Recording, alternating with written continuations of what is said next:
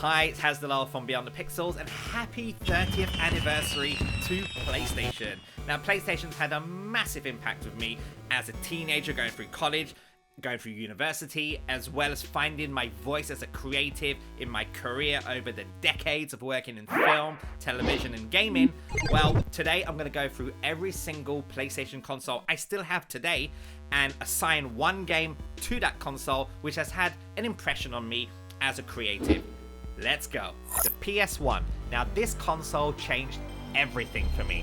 I mean, in my opinion, it actually made gaming mainstream by taking gaming out of the bedroom and connecting it directly to the teenagers and adults simply by tapping into the mid-90s culture of music, raving, and cinema. Now, the PS1 revolutionized the gaming industry and became a cultural phenomenon. That's right, its popularity stemmed from a combination of innovative technology and a strong library of games and just, well, excellent marketing and PR. My favorite PlayStation 1 title has got to be Wipeout 2097. To me, it wasn't just a game. It was part of 90s culture. Its association with electronic music, cutting-edge design, and futuristic themes made it feel more than a racing title. It was actually a representation of a generation that embraced technology and creativity. The PlayStation 2. Now, this was the first console with a built-in DVD player, which is actually a massive innovation in the 2000s when you think about standalone DVD players were very expensive at the time. PS2's custom-built Emotion engine was a powerful processor capable of rendering detailed 3D graphics, realistic physics, and complex animations. Now, my favorite PlayStation 2 game has got to be Metal Gear Solid 2 Sons of Liberty. I still remember the day I slipped the disc in the PS2 and that cinematic sequence started playing. Everything in that game screamed Hideo Kojima is a filmmaker telling stories in the video game medium. And it actually inspired me massively in my career going forward from that day, and it still has the same effect on me today, where now I'm pushing transmedia to blur the lines between cinema and gaming at the company I co-run called HaZimation. The PSP, also known as PlayStation Portable. Now, this was super exciting for me because it was like having the power of PlayStation in my hands but on the go.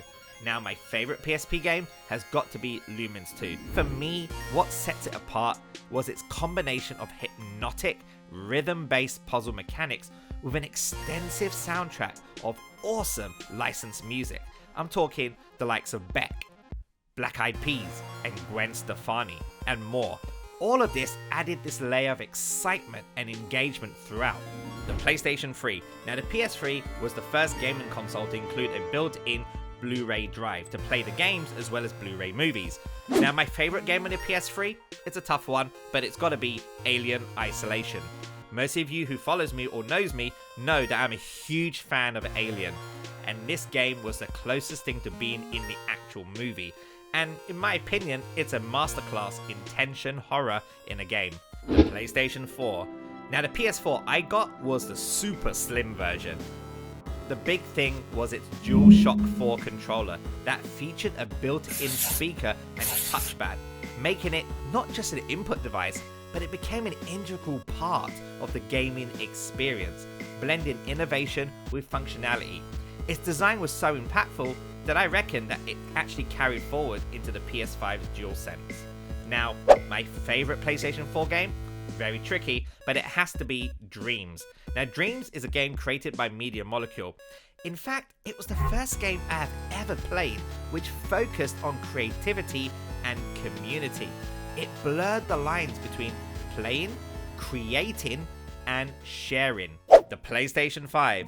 This technological upgrade in the PlayStation console series introduced its ultra-fast solid-state drive for fast loading of games and the overall gaming experience, and giving the ability for players to upgrade their storage very easily with M2 SSD drives as well. But once again, the big standout feature by PlayStation was its new DualSense controller, which pushed the boundaries in tactile and immersive gameplay, and I have to say, those cool neon lights, they're pretty dope. Now, my favorite PS5 game has got to be Returnal. I had never seen a game that had a rogue-like loop blend perfectly with a psychological sci-fi narrative that felt atmospheric and cinematic at the same time. And that's it for this episode, but let us know what your favourite PlayStation console is and what your favourite game is down below in the comments. Until then, stay safe and see you on the next video.